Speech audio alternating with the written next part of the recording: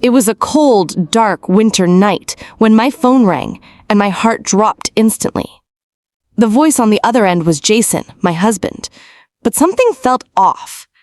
His tone was cold, emotionless, and chilling.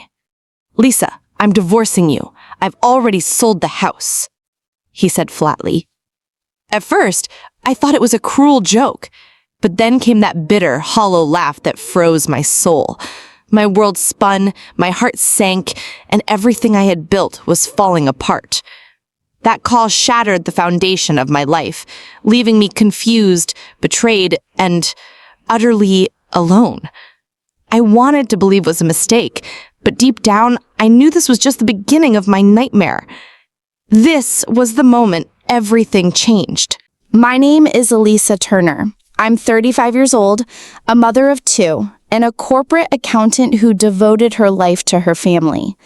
Our marriage wasn't perfect, but I believed we could overcome the struggles together. Jason was hardworking, and I prided myself on being his rock.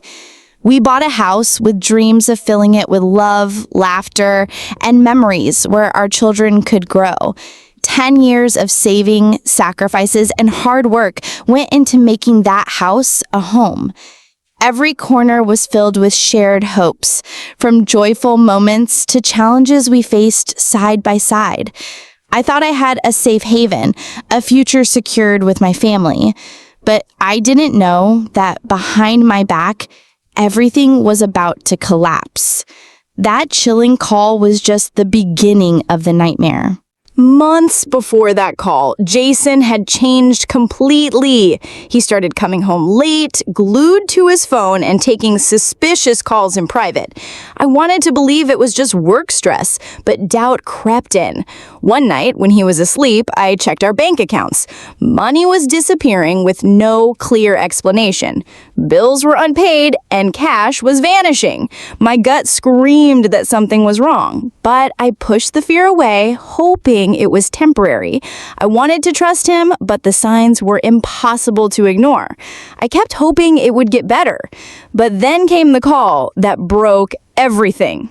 The day the phone rang, Jason's voice hit me like a hammer. "Lisa, I'm leaving you. I sold the house." I froze. "What? How could you?" I struggled to breathe. "I got the money. I want out of everything," he said, laughing bitterly. The coldness in his voice froze my heart. That laugh wasn't joy, it was cruelty. My safe haven, my family, my future, slipping through my fingers. I was drowning in disbelief and heartbreak. That call wasn't just words, it was a storm, destroying everything I loved. I knew then this was no ordinary breakup, it was a war. I didn't cry right away. Instead, a fire ignited inside me. This wasn't how my story would end. I gathered every document I could find, then contacted a lawyer named Sarah Mitchell. I started digging deeper and realized Jason had planned this all behind my back. It wasn't just about a house. It was about my dignity, my children, and my life. This was war, and I wasn't backing down. Every step was harder than the last, but I was determined to fight. I wasn't just fighting for property, I was fighting for my future. Weeks passed, and the battle intensified. Meetings with Sarah were full of heated arguments and careful strategy. Jason tried to silence me with lies and threats, but I refused to be intimidated. I had solid proof.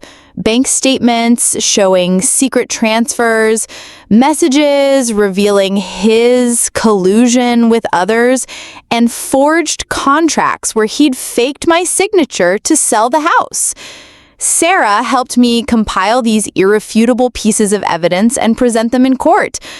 I spent sleepless nights gathering and organizing everything. Every time Jason thought he had defeated me, I stood taller. This wasn't just a legal fight. It was a battle for truth, dignity, and my children's future. And I was ready to win. Not everyone abandoned me. Some old friends and close family showed up when I needed them most. Emily, my lifelong friend, became my confidant and anchor. She listened patiently as I vented, offering encouragement and strength. My family stood firmly by my side, believing in me when I doubted myself.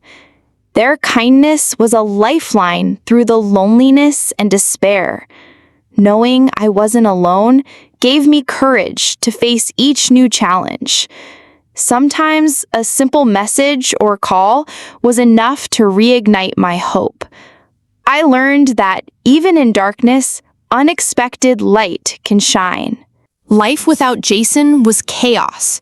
Juggling the kids, my demanding job, court appointments, and self-care left me exhausted. Every day felt like a race against time and weariness, but I pushed forward, fueled by hope. Nights were spent preparing documents, days fighting battles in court and at work. I often felt like I was drowning, but I remembered this fight was for my children's future. Each small victory was a step toward rebuilding my life. Through hardship, I discovered a strength I never knew I had. This situation wouldn't define me, I would define it. While reviewing financial records, I uncovered something worse.